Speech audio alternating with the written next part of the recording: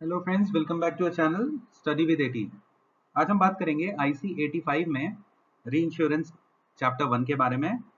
Nature of री insurance पढ़ेंगे। इसमें हम उन फैक्टर्स के बारे में पढ़ेंगे जिनसे री इंश्योरेंस रिजल्ट्स इफेक्ट होते हैं, जैसे ओरिजिनल रिस्क हो गया, ऐसे रिस्क के बारे में जो हमारी कॉन्ट्रेक्चुअल पार्टीज हैं उनके बियॉन्ड है, ऐसे रिस्क के बारे में जो सिर्फ री इंश्योरेंस के इनहेरेंट है, ठीक है, अटमोस्ट गुड फेथ के बारे में जानेंगे।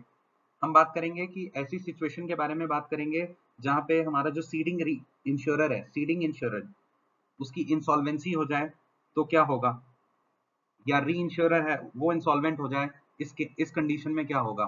तो ये सारी चीजें हम देखेंगे। आइए हम एक एक करके इनके बारे में बात करते हैं।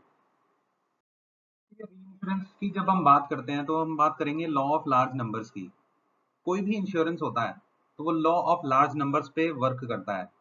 लॉ ऑफ लार्ज नंबर्स का ये मतलब होता है कि अगर एक पॉपुलेशन है, सपोज एक पॉपुलेशन है 100 लोगों की, ठीक है, 100 लोगों की पॉपुलेशन है, तो हम ये इंश्योरेंस जो वर्क करता है वो इस बात पे वर्क करता है कि उन 100 लोगों में से एक फ्रैक्शन ऑफ पॉपुलेशन होगी जो कि इफेक्ट होगी उस कैलामिटी पे, है ना। कोई भी प्रॉब्लम आती है तो सिर्फ एक फ्रैक्शन उस 100 लोगों में से, हो सकता है 10 लोग, 5 लोग, 20 लोग, एक फ्रैक्शन ही इफेक्ट होगा।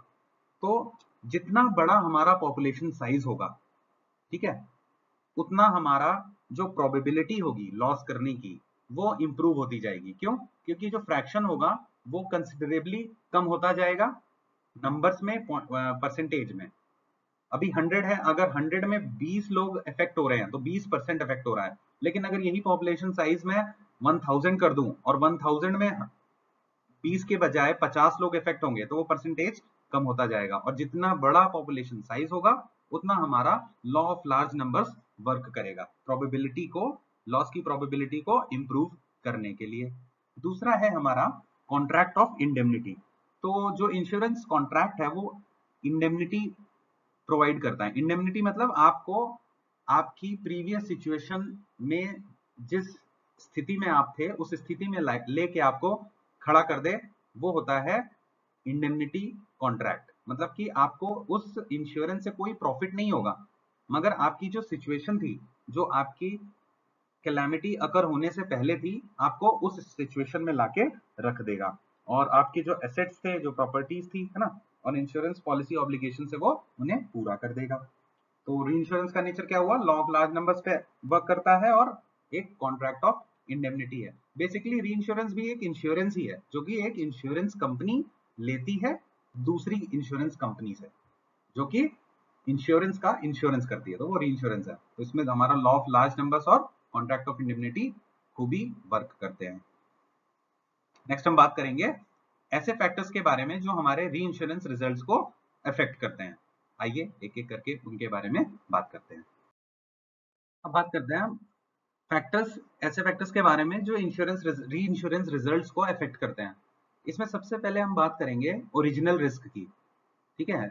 ओरिजिनल रिस्क क्या होता है? ऐसे रिस्क जो कि इंश्योर्ड से इंश्योरेंस कंपनी के पास और इंश्योरेंस कंपनी से री इंश्योरेंस कंपनी के पास जाते हैं। मतलब कि इंश्योर्ड ऐसी कोई हरकत करे जिससे इंश्योरेंस कंपनी को नुकसान हो, और इंश्योरेंस कंपनी को नुकसान होगा तो री इंश्योरेंस कंपनी को नुकसान होगा, ठीक है। तो रिस्क इमेनेटिंग फ्रॉम द इंश्योर्ड, इसको हम बोलते हैं ओरिजिनल रिस्क। अब एक क्लॉज होता है फॉलो दी फॉर्च्यून्स क्लॉज।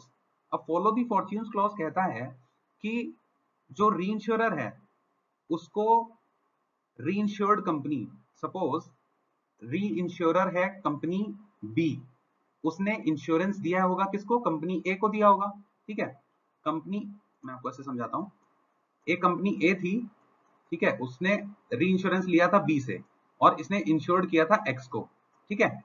तो री इंश्योरेंस कंपनी जो होगी, ए को अगर लॉस होगा तो री इंश्योरेंस कंपनी मना नहीं कर सकती कि नहीं मैं तुम्हारा री इंश्योरेंस नहीं मानती, है ना। इसको बोलते हैं फॉलो द फॉर्च्यून्स क्लॉज। वो ये कहता है कि जब तक इस प्रोसेस में, क्लेम्स हैंडलिंग डिसीजंस में, है ना, और कोई एविडेंस नहीं मिलता कि कोई फ्रॉड हुआ है ना, या कोई बैड फेथ में काम किया गया है, अगर ऐसा कुछ नहीं मिलता है तो अगर नुकसान पाया जाता है, क्लेम्स एक्सेस में आते हैं, तो री इंश्योरेंस कंपनी मना नहीं कर सकती।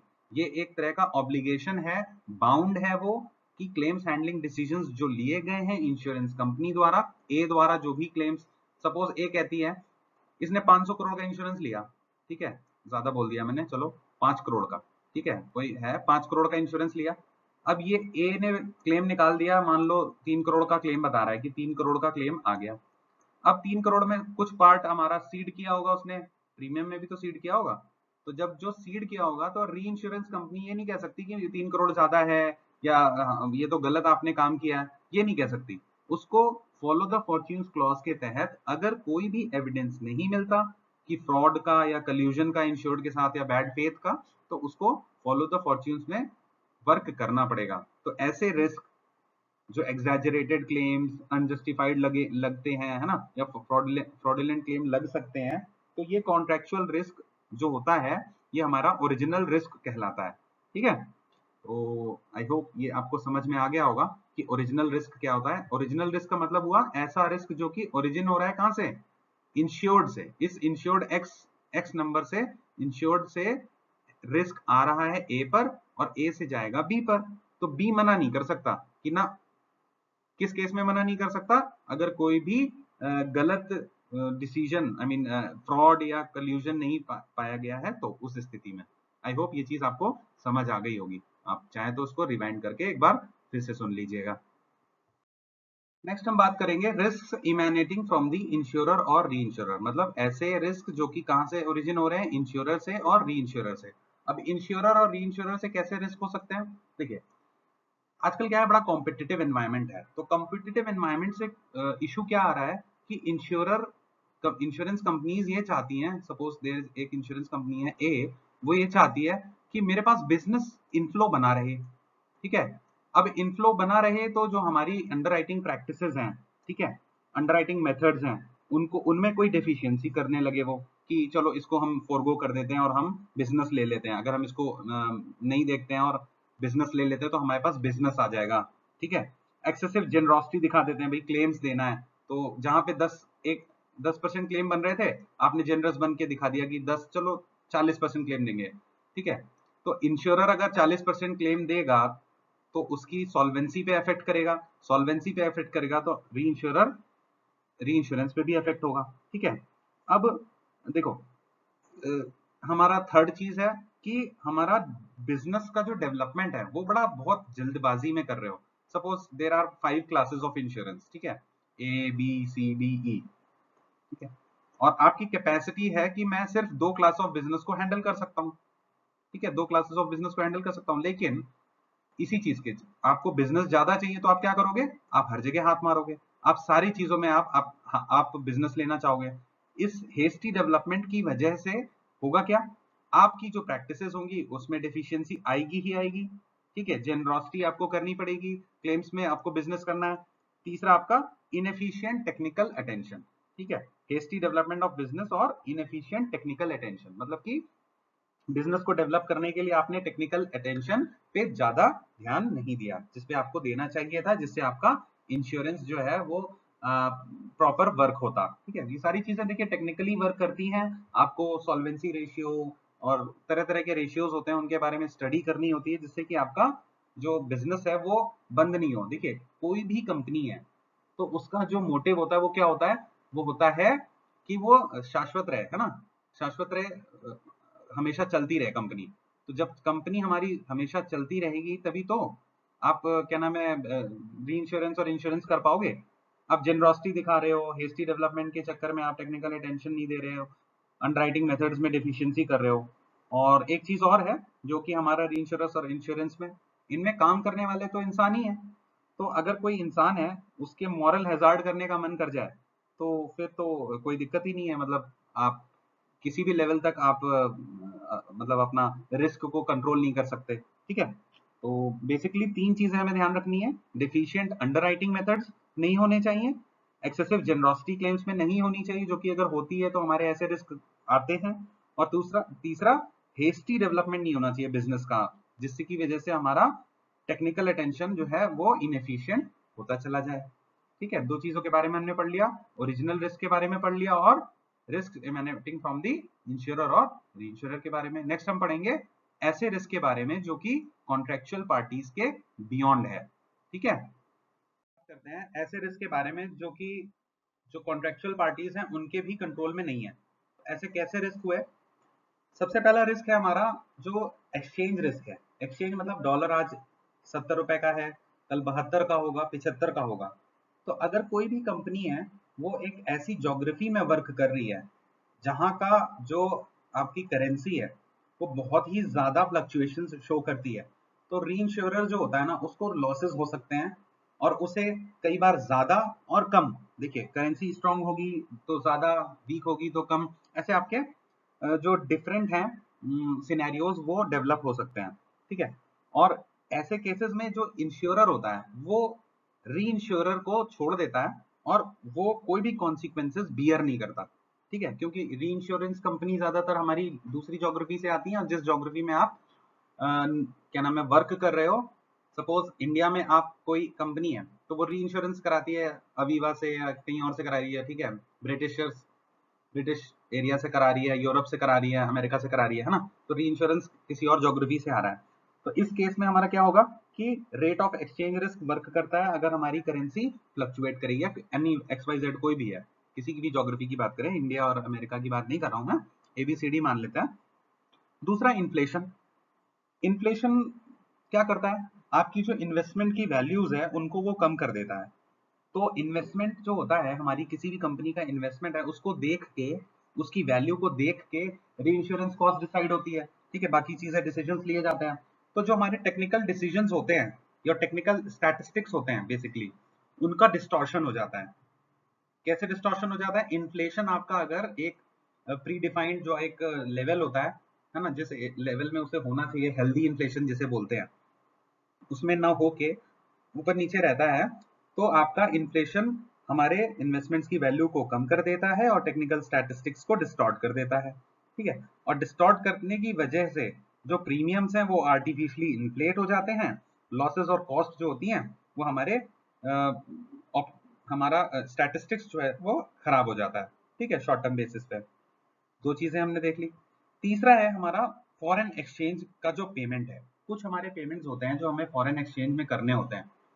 अब फॉरेन एक्सचेंज में हमें जब करने हैं तो मॉनिटरी सिचुएशन जो है हमारी इंश्योरर की और री इंश्योरर की, ठीक है, वो दोनों इफेक्ट हो सकती है हमारे फॉरेन एक्सचेंज पेमेंट से। ठीक है, तो कई बार क्या होता है कि अगर हमारे डॉलर आउटफ्लो ज्यादा होने लगता है तो रेस्ट्रिक्शंस लगा दिए जाते हैं कि फॉरेन करेंसी पेमेंट्स नहीं होंगी, है ना, तो जिसकी वजह से हमारे बैलेंसेस और पेमेंट का जो हमारा वो डिले हो जाता है। ठीक है, और री इंश्योरेंस ऑपरेशन जो होते हैं वो हमारे फ्रोजन कंडीशन में चलते हैं। ठीक है, पेमेंट्स हमारे री इंश्योरेंस के जो पेमेंट है वो फ्रोजन कर दिए जाते हैं। अब जब फ्रोज कर दोगे, उनके पेमेंट्स नहीं दोगे तो क्या होगा? उनको इंटरेस्ट का लॉस होगा। अगर उनको इंटरेस्ट का लॉस होगा तो री इंश्योरेंस मार्केट में क्या होगा, हमारा कवर का डिमिनिशन तो होगा ही होगा, और हमारा जो रेट्स हैं नेक्स्ट टाइम अगर वो कंपनी, वो देश री इंश्योरेंस लेना चाहेगा, ठीक है, तो क्या करेंगे? हाइयर रेट्स कोट करेंगे। क्यों? क्योंकि उनका इंटरेस्ट का लॉस हुआ था पिछली बार। तो ये हमारी चीजें होती हैं जो कॉन्ट्रेक्चुअल पार्टीज के कंट्रोल में नहीं होती। नेक्स्ट हम बात करेंगे जो री इंश्योरेंस के कंट्रोल में है, मतलब री इंश्योरेंस कंपनी, री इंश्योरेंस के इनहेरेंट है, ऐसे रिस्क जो री इंश्योरेंस की वजह से पैदा होते हैं या वर्क करते हैं। नेक्स्ट हम इसके बारे में देखते हैं, आइए। अब नेक्स्ट हम बात करेंगे risk inherent to reinsurance. अब री इंश्योरेंस कंपनीज को पता है कि अगर री इंश्योरेंस आपको कर रहे हो तो आप एक वाइड कवर रखिए। ठीक है, कवर हम एक से ज्यादा कंपनीज को दीजिए, क्लासेस ऑफ बिजनेस को ज्यादा दीजिए, जिससे कि आपका जो रिस्क है ना वो एक्यूमुलेशन एक्सपोजर ना हो, कि कोई एक इवेंट आया और आपने एक जैसे कवर ले रखे थे, सपोज एविएशन इंश्योरेंस आप करते हो, एविएशन री इंश्योरेंस कर रहे हो, और एविएशन में आपका डाउनफॉल आ गया, आपका रिसेशन हो गया, कुछ हो गया, तो आपका पूरा का एक ही क्लास में आपका मैक्सिमम बिजनेस था और वो आपका री इंश्योरेंस डूब गया। तो ऐसा नहीं करना चाहिए। री इंश्योरेंस तभी वर्क अच्छे से करेगा जब वो एक वाइड बेसिस पे लिया जाएगा और जो कवर है वो ज्यादा से ज्यादा कंपनीज को दिया जाए, जिससे कि एक्यूमुलेशन और एक्सपोजर रिस्क हमारा सिंगल इवेंट या सिंगल रिस्क से दूर हो सके। ठीक है, और इसके बारे में हमने बात कर ली। हमें मैक्सिमम क्लासेस के बारे में मतलब क्लासेस में हमें रिस्क को डिवाइड करना पड़ेगा। ठीक है। तो ये हमारा री इंश्योरेंस का रिस्क है कि भाई एक ही क्लास में आपको री इंश्योरेंस मत दीजिए, मल्टीपल क्लासेस में दीजिए, मल्टीपल बिजनेसेस को दीजिए, है ना, एक से ज्यादा कंपनीज को दीजिए। नेक्स्ट हम बात करेंगे उबेरेमा फाइट्स के बारे में और अटमोस्ट गुड फेथ के बारे में। ठीक है, अटमोस्ट गुड फेथ से कैसे हमारे री इंश्योरेंस रिजल्ट इफेक्ट होते हैं इसके बारे में हम देखेंगे। देखिए, कोई भी इंश्योरेंस कॉन्ट्रैक्ट है वो फेथ पे चलता है, और री इंश्योरेंस कॉन्ट्रैक्ट तो और भी फेथ में चलता है। क्यों? क्योंकि फॉलो द फॉर्च्यून्स क्लॉज होता है। तो री इंश्योरेंस आप फेथ में ले रहे हो ना, कि आपने जो अंडरराइटिंग डिसीजंस लिए वो सही हैं, आपने जो क्लेम डिसीजंस लिए वो सही हैं, तो री इंश्योरेंस बाध्य है उसको पे करने के लिए। और अटमोस्ट गुड फेथ में वो ये मान के चल रहा है कि आपके डिसीजंस आपके स्टैंडर्ड्स के हिसाब से हैं, ठीक है, टेक्निकल स्टैटिस्टिक्स को यूज करते हुए लिए गए हैं। तो अगर कहीं पे भी अटमोस्ट गुड फेथ ऐसी कोई कंपनी है, सपोज कंपनी ए है, वो कोई बिजनेस ले रही है, ठीक है, और उस बिजनेस को वो री इंश्योर करा रही है कंपनी बी से, तो बी जो है वो री इंश्योरेंस तो दे रहा है और फेथ में दे रहा है, मगर ए कहीं ना कहीं मेल प्रैक्टिसेस के थ्रू बिजनेस ला रही है और ये चीज इसको कन्वे नहीं कर रही। ठीक है, बी को तो पता चल रहा है कि मैं फेथ में बिजनेस लिए जा रहा हूं, लेकिन ए उसको बता नहीं रही। तो ये जो फेथ है ना, जहां पे फेथ वर्क नहीं करती है, तो वहां पे आपका री इंश्योरेंस रिजल्ट इफेक्ट हो जाते हैं। ठीक है, तो how utmost good faith works in insurance and re insurance business is like कि आपको जो भी आप प्रोटोकॉल्स यूज करते हैं इंश्योरेंस करते समय, री इंश्योरेंस करते समय, वो आपके एक स्टैंडर्डाइज्ड होने चाहिए, और जो हम प्रोवाइड कर रहे हैं री इंश्योरेंस को इंफॉर्मेशन, वो हमारी पोर्टफोलियो में नेगोशिएशन से पहले ही, है ना, या नेगोशिएशंस के टाइम पे ही और ट्रीटी के कंक्लूजन से पहले और उसकी वैलिडिटी से पहले हमें सारी डिटेल्ड इंफॉर्मेशन दे देनी चाहिए, है ना। तो अब रेमा फाइट्स हमारा ये होता है कि अटमोस्ट गुड फेथ अगर नहीं है, आप कोई हनन कर रहा है इस चीज का, कोई फॉलो नहीं कर रहा, ठीक है, फेथ के साथ धोखा दे रहा है, तो वो आपका री इंश्योरेंस रिजल्ट्स को अफेक्ट कर सकता है। नेक्स्ट हम बात करेंगे कि जो इंश्योरर है वो इंसॉल्वेंट हो जाए तब क्या होगा, तो री इंश्योरेंस रिजल्ट कैसे इफेक्ट होगा। Now will talk about insolvency of the seeding insurer. बात करते हैं इंसॉल्वेंसी ऑफ सीडिंग इंश्योरर की। ठीक है, सपोज करते हैं कि इंश्योरर हमारा ए है, ठीक है, और री इंश्योरर हमारा बी है। तो अब ए जो है वो इंसॉल्वेंट हो गया, ठीक है, सपोज कि एक्स आदमी है, एक्स कंपनी है, जो भी है, इसका क्लेम आया 100 करोड़ का।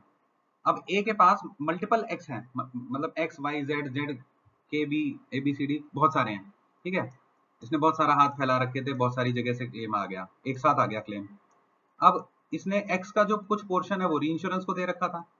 अब ए तो इस स्थिति में नहीं है कि वो एक्स को पैसा दे सके, समझना इसको, कि ए जो है इंसॉल्वेंट हो गया, मतलब दिवालिया हो गया ए, ठीक है, तो क्या बी को अपना शेयर देना है? हाँ, बी को उसे देना है। क्यों?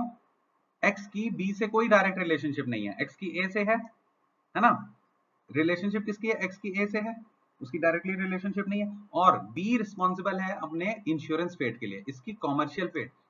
अगर कोई भी कंपनी दिवालिया हो रही है तो उसकी कॉमर्शियल फेट है, मगर इंश्योरेंस फेट क्या कहती है कि ए को अगर 100 करोड़ देना है और बी से उसको 50 करोड़ लेना है, तो 50 करोड़ इंश्योरेंस का उसको बी से लेना है, ये उसकी इंश्योरेंस फेट है। तो बी अपना 50 करोड़ तो दे देगा, ठीक है, एक्स को, लेकिन ए नहीं दे पाएगा।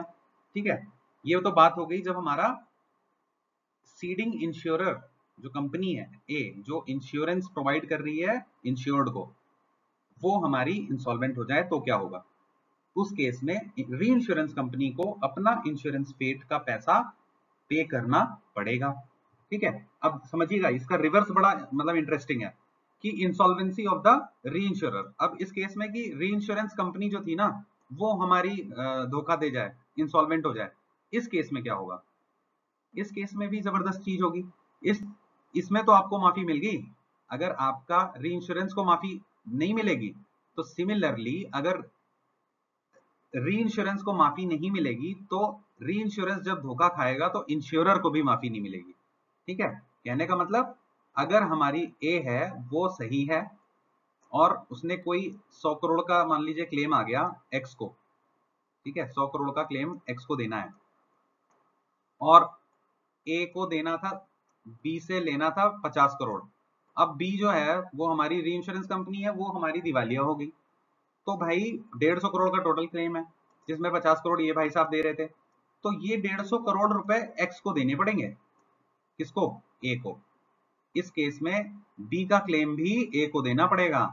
ठीक है, तो ये चीजें आपको ध्यान रखनी पड़ेगी कि अगर बी फेल होता है तो ए को सब देना है, लेकिन ए फेल होता है तो बी को अपना हिस्सा देना है। ये इंपॉर्टेंट है, इसको समझिएगा। ठीक है, कि आपका इंश्योरर फेल होता है, जब हमारा इंश्योरेंस कंपनी फेल होती है तब तो आपको री इंश्योरर को अपना ही पैसा देना है। 2 करोड़ उसका मान लीजिए आया, 3 करोड़ आया, जो भी उसकी कॉमर्शियल इंश्योरेंस पेड है वो आपको पे कर देगा। ठीक है, री इंश्योरेंस को मान लो 5 करोड़ देना था, तो री इंश्योरेंस अपना पैसा के लिए रिस्पॉन्सिबल है, अगर क्लेम कितना भी है, 100 करोड़ 500 करोड़ कितना भी है, लेकिन री इंश्योरेंस अपना पैसा देके फ्री। लेकिन री इंश्योरेंस फेल होगा अगर, तो इंश्योरेंस कंपनी की हालत खराब हो जाएगी, उसके सॉल्वेंसी मार्जिन इफेक्ट हो जाएंगे और उसको री इंश्योरेंस का पैसा भी अपनी पॉकेट से देना पड़ेगा। चलिए आज के लिए इतना ही रखते हैं। आई होप मैंने कोशिश की आपको ये सारी चीजें इजी लैंग्वेज में समझाने की। प्लीज चैनल पे कमेंट करें, लोगों से शेयर करें और लाइक और सब्सक्राइब करवाएं। Thank you. Thank you.